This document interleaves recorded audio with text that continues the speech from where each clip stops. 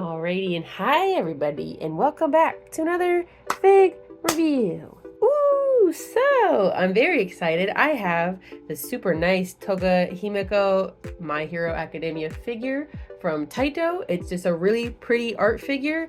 And while My Hero is definitely maybe not one of my top favorites anymore, for a while it was, and I still like a lot of the characters. The show's just, it's going on too long, I think, is kind of where I'm falling. All right, so the outside of her box, it's mostly just a clear plastic with some basic design on the side. I mean, this really isn't anything to write home about. They just put a basic effect up. The nice photo of her on the back with the zoom in, I think, is really cool. And these chains, I can tell, are separate from like another piece of plastic or whatever. So it's not the worst. It's just, you know, it's just whatever. Got her name, and it's got the word villain on the front. Ooh.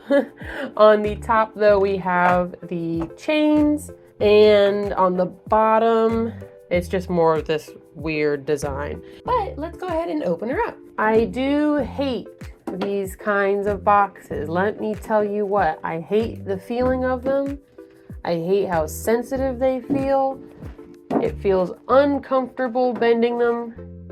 That's just, I don't know. I don't like it. Oh, she's heavy. Now, she does have some instructions, probably not too complicated, but it's good to know. And she does have a little insert. We got the basic generic scratch effect. I'm not kidding you guys. There is a scratch effect that looks just like this on Canva, which is what I use to make my thumbnails. And I use the hell out of this. And it'd be so funny if this is the exact same effect. But on top, there is like this purple kind of neon background of chains and bricks. So, you know, that's kind of cool, I guess. And then her actual shell here, it's a little bit big, but we got the back since it's just already facing that way, and the front, which does have a little window for her facey face there. All right, let's get her actually out, though. It's gonna be weird. Oh, that was very abrupt opening. Oh my gosh. Some loose things that just flew all over the place was this little yellow piece. Her second face plate, which was hidden just kind of behind her back here, like in this little spot. She is kind of loose from her base, so do be careful with that. Oh my gosh. And the pink wand came out too, so be careful. Do not open it like that. I didn't think it was gonna go all over the place. Now, also hidden on the back here, so this is where the, like I said, the face place would have been, but right above it there is some chains. And then for the actual wrapping on her, so she has her own little bag wrap. There was a foam piece that was underneath her booty, bubble wrap between her legs. Oh, you can fully detach her head, which had another little piece of plastic that floated out here. There was another piece of foam, I'm assuming this was behind her, a big wrap around the huge, humongous base. This was just another extra protective covering for the base as well. And there's another foam piece. I'm gonna have no idea where that came from because, again, I opened it more chaotically than I should have, so whoopsies. So she has got a super awesome, amazing base. I mean, look how great this looks. One thing I am concerned about, it looks like she doesn't really have anything actually cementing her to the base, like a stand or a stick to kind of like shove on the back of her. So that's kind of unfortunate. So for the actual little wand sticks that she has, there's specific spots to put them in. They do line up with the actual shape of the bottom here. So there you see there's a little peg shape. And this gets wedged into, so it's really hard to see, but I mean, you just kind of feel it out. It'll fit in when it's correct. So, you know, there we go. And the yellow heart wand goes on the opposite side. There we go. So that's gonna go right here.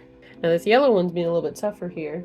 All right, hopefully I just got unlucky and it's not like this for everybody, but this is a little bit stiff. You can see the shape of where it's supposed to go, but mine's definitely not fitting in like how it's supposed to. However, it's still stiff. It's not like it feels like it's really loose. However, look how cool this base looks. Like, This is a big part of why I wanted to get this figure. Of course, I mean, look how much stuff is just on it in general. Like, look how, like, the little jackets and stuff. It's just like all these weird little bits and bots that just look really cute all together. So I think it looks fantastic. The loose chain. Ooh. The idea is that you can just toss it on her wherever your heart desires, which, I mean, I guess there's not really much else you could do other than have them just be kind of loose all over the place. I don't know though, something about it just feels odd to me. It's just the first figure I've had like this, so maybe it's just a growing pain. All right, but there she is, all posed up, I guess, so to speak, with the chains and everything. Now, don't use my chain placing as a critique against it. If it doesn't look nice, I just kind of threw it on there. But I don't think, I mean, it's not bad. That is not a bad thing. It's just, I kind of wish there were places to attach them, because I don't personally like having too many loose items on a figure. It's just one more thing to lose, especially things like tiny chains. And I do have cats. What's nice is that the cushion that she's sitting on, this red cushion here, it is shaped to the bottom of her body. And then as well, we're going to see in a second here when it comes to the front, there is like a plushie that has a foot imprint, this one right here. So her foot does have a place to settle in, and it kind of works as like a second anchor for her. Would I have still liked one peg on this? Yeah, I definitely would have. I think there was no reason that there couldn't have been at least one actual anchor point underneath of her where it wouldn't be seen, because it's not like this figure is really going to be posed somewhere else. I mean, actually, I mean, who's going to want to pose her without the base? But you guess, like, I guess you could technically maybe sit her on another surface. Let's try that out really quick, actually. Well, I guess that's one good thing the chains do. It's hard to take her off of the base because all the chains are hanging on her. Yo, wait a second. That's actually kind of in her corner. So, okay, she sits on other stuff. That's it. Okay, that is kind of cool. It seems like they're trying to give you some just nice little bonus features for this, you know, expensive figure that you're spending money on. So that is nice. All right, so to change out the faces, it's really easy. It actually does matter that they have the head peg on here because her hands kind of block the front of her face. So you will take her front bang off, and then you would take her face and then just switch it out. Pretty easy. So we have the second alternate face, and maybe it's just me, I'm just not as big of a fan of it. I think it kind of mutes the characterism that Toga has, and while I mean, again, it's still not a bad face, it's just not nearly as good as the first one, and it's just not nearly as expressive. However, they still did a fantastic job of the actual paint and styling, and still looks like Toga. It's definitely her. It's just, again, you know, between the two, which one am I gonna pick? The unique one or this basic smile? The unique one, of course. It's kind of cute, actually. Something really small here I noticed when switching them out. Her head has little sideburns on the side. And in case anybody wants to know, just so you can see the inside, I mean, her head peg does have a unique shape too. They make this really easy, which I really appreciate, honestly. There's no confusion at all of how the headpiece is supposed to go in. And it is cute. You can see the sailor uniform underneath there. Not to mention the hands are still nicely detailed. I mean, like, there's like little pinks on the ends of her fingertips, and you can see, I mean, like, they're fully sculpted. They didn't really cut any corners for this sculpt on the hands. Really quick, I want to splice these in because now that I'm looking up closer, I can see some more of the details. I also really love on the base, you can see that there's like a lot of wear and tear to a lot of the stuff. So like the bags have some extra little brown marks that were scratched on. Same with the camera. So even though they're bright and colorful, those still like little dingy marks. Like even the shoes, like the Converses, have like wear and tear on the front, and they have that old yellowing look to them. I really like the way this looks. It's just cool. It's neat seeing all the little extra bits and pieces the more you look at it. I really love this base. All right, now of course we gotta take a look at the lovely Toga herself. Well, you know, as lovely as she can be. So we have her far superior face here. I mean, this face is great. It's so expressive, especially for Toga. I mean, if you're gonna have a figure with her on the shelf, if she doesn't look crazy, why'd you get it? You know what I mean? So I think this face is fantastic. I love that for this, they of course still did the airbrushing on the actual cheeks, like a gradient kind of blush, but I still love that they also on top of that did like the classic blush lines, especially for her crazy yandere face. I love that you can see on her eyes underneath she still has her eye bags with all the extra lines. They're really finely detailed, like there's all those teeny tiny little marks on her. Obviously her mouth sculpt is fantastic. She has the sharp little teeth, but she still has her regular teeth on both the top and the bottom. You can see them peeking out underneath of her top lip and underneath the tongue. And the actual fact that it's sculpted in three-dimensional, not just a flat or really awkward looking mouth. So I super duper duper love what they did with her face and her facial expression. This face is fantastic. It's 10 out of 10. It's a win. It's a win for Finn. Then we have her hair, the actual bangs. I love this. It's like a perfect little bang cut across, just a straight bang. I do think the color, I don't hate it. I just feel like something's off about it. Maybe just personally liked a little bit more highlighting to it, whether it was just adding a little bit more shine on this portion here, maybe even just adding a little bit extra shading maybe to the sides. However, the sculpt itself is nice. I mean, there's a lot of, like, you can see all the individual strands. I love that there's this like little hair over here that's getting pushed up by her hands, and of course her big classic twin buns with all the crazy extra pieces sticking out just look great as well. Her hands we saw a little bit earlier, and then we do have her big neck attachment, her villain outfit, I guess. The big old teeth. There is, of course, she has her little choker that we saw when we detached the neck piece. It's just this nice, simple black choker, so nothing super fantastic there. But we do have her villain neck piece attachment, all the teeth separately sculpted, so there is a bit of extra dimension that's there without even having to shade it, but they did still add a little bit of gray in between all the little teeth marks. Oh, hi Erza. And then same with the little canine teeth on the back, so pretty cool.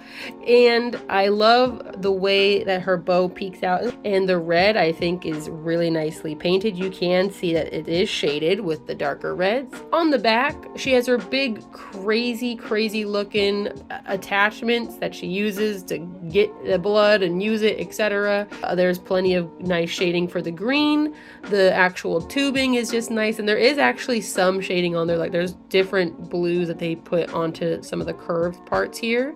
And then there's this like bright shiny silver for the canisters up top. Her big squishy sweater, her big nice comfy sweater. If it is shaded, it's just a very light shading on the actual yellow of her big hoovy sweater. Same for the buttons. There is a little bit of gloss added onto the buttons that is not on the rest of the sweater, so it does give those buttons a little extra pop when they hit the light. Her extra pieces of ammo canisters and things, I really don't know what all the pieces of her uniform are. I'm sure they all have a purpose, but I have no idea what they are. These are shaded a little bit as well, where they did put like a dark green inside the inner line here, so cool. We have more armor accessory stuff. Oh, these are where the knives would be. These are where the knives go. This has to be. I mean, look, there's like little knife shapes. But they're shaded too. It does get the darker on the bottom and lighter on the top, and there's still the darker coloring inside the actual lines. Her blue skirt, it's just nice and, you know, it's navy blue. There is, again, more shading, and there is like kind of like it's a little bit of a shinier paint than what we've seen on some of the other parts. There's a little bit of like purples coming through as well. Her nice knees. There is also some pink touches on the actual ends of the knees here. Gray socks, nicely painted, and the loafers with a nice shiny brown. I love when loafers look like they're actually made out of leather. It's one of my favorite things, when the shoes just be looking so good. I mean, she just looks, it's well painted all around. They did a really good job with this. So Nathaniel is here for his payment. He already knew, was ready, because he has to give us his words of wisdom. So everyone pay up. Ooh. 2 stinky swipes. 2 stinky swipes. So we got Evil Anya back out for the villain episode. Come on. Come on. Come on, baby. Give me big money. You're blocking it. Oh. Nathaniel willed it out. No one was able to see it because he blocked it, I'm pretty sure. However, he gave us another bead. Nathaniel, you're giving us a lot of these beads lately. Probably because they're the only thing that actually fits. He's giving it, he's blessing it and giving it good fortune for all of you. Well, thank you, Nathaniel. You're so helpful. Super derailed, but I'm very excited because I have heard the rumors of the Toga Himiko figures. And I know what's in store. And finally, yes, Nathaniel, welcome back. Come on, dude. We have not white undies. Apparently, it's part of the lore. Get out of here. But she's got red undies. And Nathaniel was happy to hear it too, which is why he gave us that single bead, because he knew that we had plenty more in store. We didn't need anything better than a bead. I knew that she had red undies and it was part of the lore, so here we are. It's something not white. Thank God. It's crazy. It's like not all girls wear white underwear. I don't know. We just have to get the crazy girls to wear red, I guess. All right, but that is gonna wrap up the Himiko Toga video. I really like this figure, and you know, sometimes when I get these bigger figures, I actually do get worried because I've had things where I'll get the bigger figure and I feel like it's just not maybe living up to the expectations. And I think this figure actually exceeded them, and the paint on this was fantastic. Her face sculpt was great, and there's still a second face option. 2, you can, if you just felt in a silly, goofy mood, you can take her off of this base and put her just on another shelf. So like maybe you didn't want to have the big piece out, or maybe you just wanted to take a cute little picture of her sitting somewhere else. You can do that, and the option is there. But it looks good. The only kind of complaint that I had, the hair I think could have been pushed a little bit more. Not a whole lot where it would have maybe been distracting, but I do think that some of the shading, or at least some of the highlighting, could have been pushed a bit more, just because it does fall a little bit flat, especially next to her face and like all the other bright colors. But anyways, yeah, I'm going to be posting more pictures of her on my Instagram. That is going to be at Desunasis. That's where I post all my anime figures and merch, stuff like that. There is also these other places you can find me. I have my own personal Instagram that has cosplay, updates, and art. And then I also have my Patreon where we get lots of fun, chaotic goodness of Nathaniel thinking that he owns my YouTube channel because he decided to work on videography today and change camera angles. He was really going at it. He's my little manager. As well, make sure to join. I have a Discord now. We have fun, we chat, we talk. Sometimes you get little previews of what I'm going to be reviewing next. I just love to see you there. But that's going to be it. I hope you guys had a great rest of your last week. I hope you have a great rest of your next week. And I'll see you guys later. Bye!